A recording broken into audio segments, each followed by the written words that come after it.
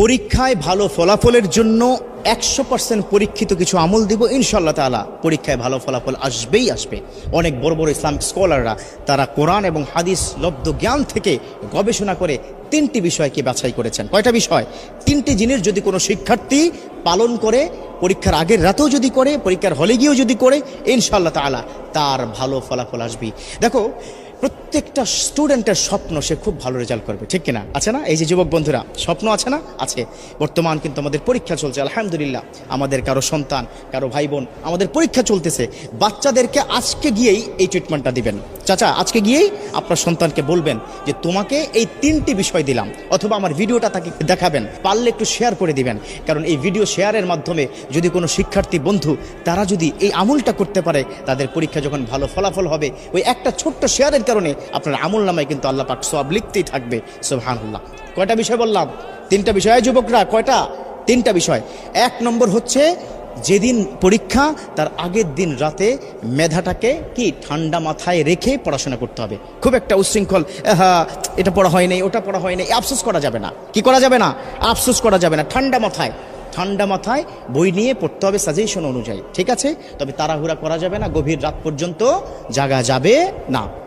2 নম্বর হচ্ছে, আল্লাহর প্রতি সর্বোচ্চ তাওয়াক্কুল করতে হবে। বিশ্বনবী সাল্লাল্লাহু আলাইহি ওয়াসাল্লাম তিনি কিন্তু এই বিষয়টাকে খুব বেশি পরিমাণে গুরুত্ব দিয়েছেন। আর আল্লাহ পাক নিজেই তো বলে দিয়েছেন, ওমা ইয়াতাওয়াক্কাল আলাল্লাহ ফাহুয়া হাসবুহু, those the people are depend on almighty, Allah is good enough for হিম।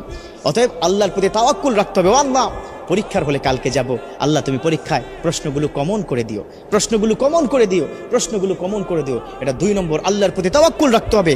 আল্লাহর কাছে চাইলে আল্লাহ ফেরত দেন না। উদউনি আস্তাজিব লাকুম, আল্লাহ পাক নিজে বলে দিয়েছেন, ও আমার বান্দারা, ও আমার গোলাম, ও শিক্ষার্থীরা, আমাকে বলো, তোমার সমস্যার সমাধান করে দিব, তোমার ডাকে আমি সাড়া দিব। সুবহানাল্লাহ। চাইবেন কার কাছে? আল্লাহর কাছে। আজকে গিয়ে সন্তানকে বুঝাবেন, বাবা পড়াশোনা যাই করো না কেন, তাওয়াক্কুল করবে কার উপর? আল্লাহর উপর। 3 নম্বর, এই 3 নম্বরটা একটু লম্বা, বাট এই আমলটা কিন্তু করতে হবে। 3 নম্বর আমলটা হচ্ছে, তুমি যখন পড়তে বসবে তখন রব্বি জিদনি ইলমা এটা পড়বে। রব্বি ইয়াসসির ওয়ালা তুআসসির ওয়া তাম্মিম আলাইনা বিল খায়র, কোরআনের কিন্তু আয়াত। এটা 2 সূরা থেকে 2টো আয়াত সংমিশ্রণ করে অনেক আল্লাহর ওলিরা তাদের যারা অনুসারী তাদেরকে বলেছেন যে এই 2টো আয়াত যদি কোনো সন্তান পড়তে থাকে, তিনি যা পড়বেন দ্রুত মুখস্থ হবে এবং সেটা মাথায় থাকবে। কথা ক্লিয়ার? রব্বি জিদনি ইলমা রব্বি ইয়াসসির ওয়ালা তুআসসির ওয়া তাম্মিম আলাইনা বিল খায়র, এটা পড়তে হবে পড়ার আগেই। এবং সকালবেলা ঘুম থেকে উঠে মেন্টালি ফ্রি থেকে একদম ফ্রেশ হয়ে উজু করে তারপরে যা কিছু প্রয়োজন পরীক্ষার হলে যাওয়ার জন্য সেগুলো হাতে নিয়ে বিসমিল্লাহি তাওয়াক্কালতু আলাল্লাহ বলে কিন্তু ঘর থেকে বের হতে হবে। একটা টিপস দিব, সেটা হচ্ছে পিতামাতার কাছে একটু দোয়া চাইতে হবে। আল্লাহু আকবার। একটা কথা কি মাথায় রাখবে, এই পিতামাতা যদি তোমাকে দোয়া করে দেয়, পৃথিবীর কোথাও তুমি ঠেকবে না। পরীক্ষার হল তো স্বাভাবিক একটা বিষয়। এবার পরীক্ষার হলে প্রবেশ করার পরে বিসমিল্লাহ করে পরীক্ষার হলে প্রবেশ করবে। আমরা বর্তমান সময় আমরা কি দেখি, আমাদের সময় ছিল যে পরীক্ষার হলে গেলেই বন্ধু বান্ধব হই হুল্লোড়, চিৎকার চেঁচামেচি, তুই কি এটা কি পড়েছিস কিনা, এই কি ব্যাপার, কি দোস্ত তোর কি খবর, এই ধরনের কথা বলা যাবে না। একদম চুপচাপ ঠান্ডা মাথায় নিজের সিটে গিয়ে বসে আল্লাহকে ডাকতে হবে। একটা কোরআনের আয়াত শিক্ষা দিই, খুব মনোযোগ।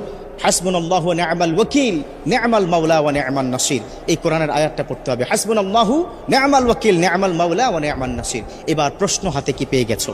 প্রশ্নটা হাতে পেয়ে সাথে সাথে না উল্টিয়ে 2টো কাজ করবে।